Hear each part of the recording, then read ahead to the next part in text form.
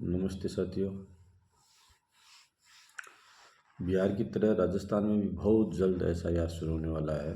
भारतीय निर्वाचन आयोग ने इसकी पूर्व तैयारियां शुरू कर दी हैं। इसके लिए बीएलओ जो है बूथ लेवल अधिकारी उनको प्रशिक्षण दिया जा चुका है, सुपरवाइजर उनको दिया जा चुका है प्रशिक्षण, और जो निर्वाचक रजिस्ट्रेशन अधिकारी कार्यालय में जो कर्मचारी हैं उनको भी बिल्कुल तत्पर रहने के लिए आदेश दिए जा चुके हैं कार्य करने के लिए। तो इसके लिए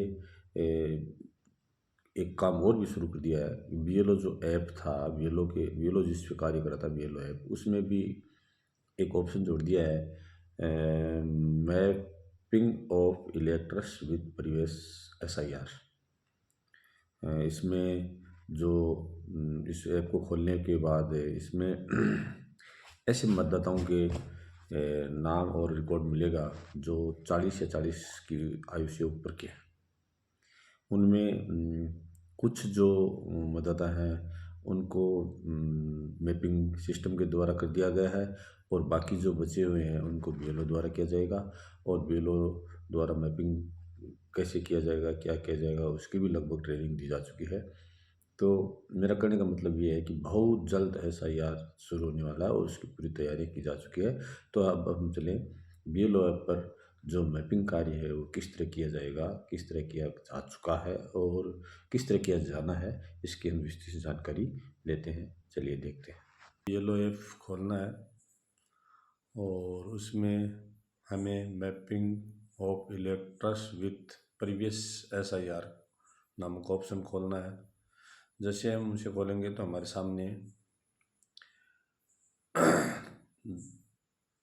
3 कलर के बॉक्स मिलेंगे। एक वाइट कलर जिस पे लिखा हुआ होगा कि electors name, EPIC number, part serial number, और नीचे एक नीले कलर का छोटा सा बॉक्स बनेगा, उस पर लिखा होगा मैप इलेक्टर। फिर एक बॉक्स और होगा जिसे हमने मैपिंग कर दिया है, वो ग्रीन कलर का होगा, और उसमें एक छोटा सा काले कलर का गोला होगा, उसमें टिक का निशान, सही का निशान होगा, और उसमें भी वही उसी तरह से electrics name, epic number, part serial number, और नीचे 2 नीले कलर के छोटे छोटे बॉक्स होंगे, उसमें अनमैप इलेक्टर्स और एक में होगा एड प्रोग्ने और कॉस्टिंग 0। उसके बाद एक कलर और मिलेगा हमें जो हल्का ब्लू यानी हल्का नीले कलर का। ये सिस्टम के द्वारा ऑटोमेटिक मैप किया हुआ होगा, और उसमें भी एक नीचे नीले कलर का बॉक्स होगा। उस बॉक्स में लिखा होगा वेरीफाई ऑब्लिक अनमैप इलेक्टर, और वो तो वैसे लिखे होंगे electors name, EPIC number, part serial number, वो तो अन्य जो बॉक्स लिखे होंगे उन्हीं तरह से इसमें लिखे होंगे। लेकिन इसमें क्या है, एक छोटा सा नीले रंग का जो बॉक्स होगा उसमें लिखा होगा वेरीफाई ऑब्लिक अनमैप इलेक्टर। तो हमें क्या करना है, हमें सबसे पहले एक काम करना है, और वो ये करना है कि जितने भी ये वाइट वाले जो बॉक्स वाले हैं मतदाता, पहले तो इन सबको हमें जहाँ जितनी कोशिश हो, जितना जहाँ भी मिले, किसी जैसे अपने वार्ड की या किसी दूसरे वार्ड में भी अगर समय शंका हो कि ये उस वार्ड का हो सकता मतदाता, तो हमें ढूंढना है। और उसके जैसे उसको ओपन करें, उसके ऊपर नीचे वाले किसी भी एक मतदाता को ओपन करेंगे, तो जैसे मान लो मैं इसको ओपन कर रहा हूँ, ये राजकुमार सेन है इसको, तो इसको जैसे मैं अनमैप तो नहीं कर रहा हूँ, लेकिन जैसे इसको कर रहा हूँ मैं वेरीफाई अनमैप इलेक्टर्स, इसको कर रहा हूँ। इसको मैं जैसे खोलूँगा तो इसमें लिखा आएगा ऊपर वाला जो है ये बॉक्स, ऊपर सबसे पहले जो लिखा part number 100, AC number 30, part serial number 345, name Ramzan, relative यानी इनके जो पेरेंट्स हैं उनका नाम है गुलाब नबी, और इपिक नंबर ये है FDH 128372 ऐसा लिखा आएगा। ये ऊपर वाला है, ये जो पूर्व में SIR हुआ था 2002 में उसका डाटा है ये, और नीचे ये डाटा है वो करंट डाटा है जो अब वर्तमान में हमारी जो 2025 की जो मतदाता सूची है उसमें उसका पार्ट नंबर 128 है, एसी नंबर 232 है। और पार्ट सीरियल नंबर जैसे अब ये इस पार्ट में 560 के नंबर पर है। इसका नाम है मोहम्मद रमज़ान शेख। पहले केवल रमज़ान था, अब है मोहम्मद रमज़ान शेख। पहले इसके पिताजी का नाम था केवल गुलाब नबी, अब है गुलाब नबी शेख। और ये जो इनके नंबर हैं वो सेम ही है, पिक नंबर। अब हमें इसमें क्या करना पड़ेगा कि जैसे हमने ये देख लिया कि इसका पुराने नंबर में 345 है ना, पार्ट सीरियल नंबर 345। तो हम जैसे अपनी वोटर लिस्ट देखेंगे 2002 की, और उसमें 345 के आसपास के जो मतदाता हैं उनको देखेंगे। उनमें जैसे कोई और जैसे मतदाता मिलेंगे उनको हम ढूंढेंगे।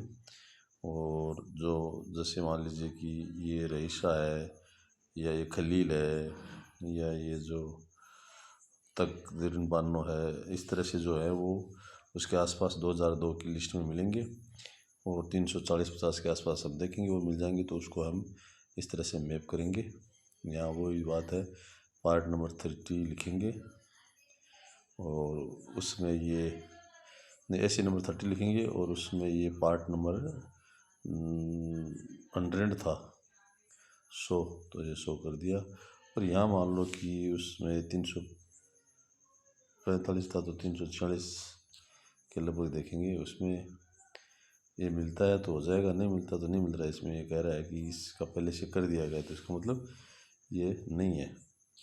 और अगर जैसे मान लीजिए इसमें मिल भी जाता है, ये भी पहले से किया हुआ है, इसका मतलब इसमें ये व्यक्ति नहीं है, तो इसको नहीं है तो छोड़ दो, कुछ नहीं करना है हमें। अब हमें क्या करना था, मैं मुख्य बात ये थी कि जैसे एक तो ये वाइट वाला है, एक ग्रीन वाला है, एक ये ब्लू हल्का ब्लू है। तो अब हमें हल्का ब्लू वाले को क्या करना है, मैपिंग तो की हुई है, ऑटोमेटिक सॉफ्टवेयर से आई है। मतदाता जो अपने ये जो BLO ऐप है, इस BLO ऐप के द्वारा जो मतदाता थे जिनकी ID सेम थी 2002 में भी और 2025 में भी, ये पिक नंबर वाली, तो उनको तो उन्होंने अपने आप कर दिया मैप। और जिस किसी में मान लो किसी नाम में या पिक नंबर में कोई थोड़ा बहुत अंतर था, उनको सिस्टम ने ऑटोमेटिक किया, नहीं तो उनको हमने कर दिया मैप। अब जो जैसे कुछ बच के जो कहीं भी नहीं मिल रहे हैं वो अनमैपिंग वाले पड़े हैं बस, ठीक है। तो अब हमें सबसे पहले क्या करना है कि सबसे पहले हमें इसको वेरीफाई करना है। किसको, इस ब्लू वाले को। तो जैसे ये ब्लू वाले पे क्लिक करेंगे हमारे सामने दोनों चीज़ें आ गई। अब इसको हम देखो, इसके नीचे 3 बॉक्स आए हुए हैं, एक कैंसिल, एक अनमैप और एक वेरीफाई। अगर आपको ये लग रहा है कि ये सही है तो आप वेरीफाई कर दो। अगर आपको लग रहा है कि ये व्यक्ति वो नहीं है, नंबर ही है और ये सब नहीं है, तो उसको आप अनमैप कर दो। और अगर आप ये सोचते हो कि पता नहीं यार ये है या नहीं है, कुछ नहीं कर सकता, तो आप इसको कैंसिल कर सकते हो।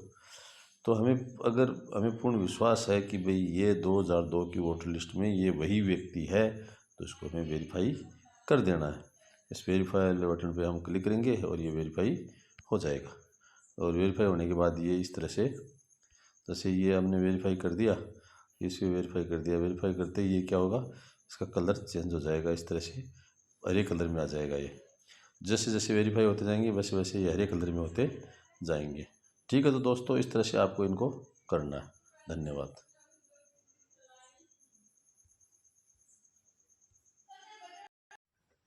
तो दोस्तों हमने BLO ऐप में ये जो सिस्टम द्वारा मैपिंग और BLO द्वारा मैपिंग और अनमैपिंग वाले तीनों जो ऑप्शन थे वो देखे हैं। एक ग्रीन कलर में वो BLO ने मैप किया है, एक ब्लू कलर में, हल्के ब्लू कलर नीले कलर में उनको सिस्टम ने मैप किया, और एक वाइट कलर में जिनको किसी ने मैप नहीं किया वो अनमैपिंग है, उनको उनका जो रिकॉर्ड है वो 2002 में नहीं मिल रहा है।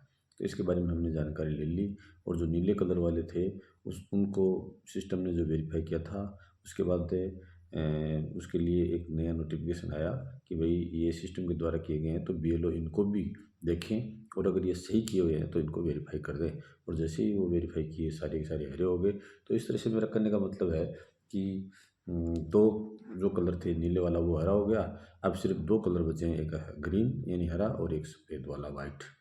वाइट कलर के वो हैं जो 2002 में किसी प्रकार से कहीं भी हमें नहीं मिले, और ग्रीन वाला वो है जो 2002 की वोटर लिस्ट में मिल गए थे, जो सिस्टम द्वारा या हमारे BLO द्वारा उपयोग कर दिए गए हैं।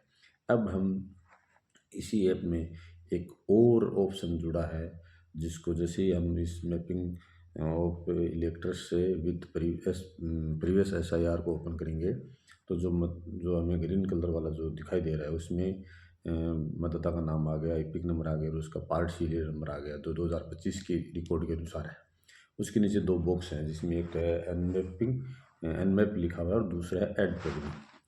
उसमें ऐड प्रोग्राम वाले हैं, वो एक सिस्टम चालू किए, सिस्टम ने नया ऑप्शन चालू किया, उसको हम उस पर जैसे ही क्लिक करेंगे तो उसमें उस मतदाता के पुत्र और पुत्री जो है उनकी ईपिक आईडी हम वहाँ लिखेंगे और उसको हम सबमिट कर देंगे। ये ईपिक आईडी हमें 2025 की वोटर लिस्ट वाली लिखनी है और इसके बारे में हम आगे बाद में विस्तार से आपको एक वीडियो जारी करके बता दिया जाएगा। धन्यवाद।